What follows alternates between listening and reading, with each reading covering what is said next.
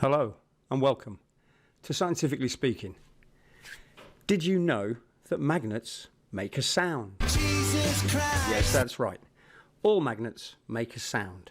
All waves, electromagnetic waves, all make a sound. They can be like white noise that you hear on your TV when it's all staticky, to the noises that you hear coming from Jupiter or even our own Earth. What is on screen is a magnet with its north facing towards us and the south field facing away, underwater, approximately 1/8 underwater.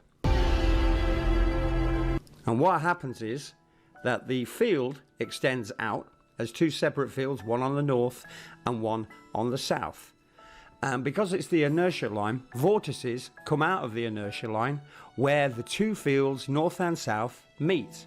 So what we are seeing on screen is a vortice shooting straight upwards from the edge of the magnet. And because it has a double helix rotational field, it creates an ever-growing sphere of water.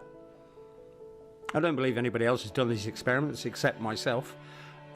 If you just place a magnet underwater, you won't see anything. You have to have a lined background that reflects off the water.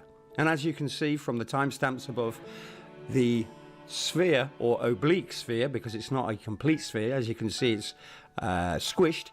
This is how the Earth is formed by the sun under its direct influence of electromagnetism. Any shaking on the screen is me walking around. So this is what happens because water is diamagnetic. It is formed into a sphere when placed above a magnet. Thanks very much. My name is Lee. I follow the Christ, and I'm telling you about all the things he showed me in visions in 2014. Thanks very much.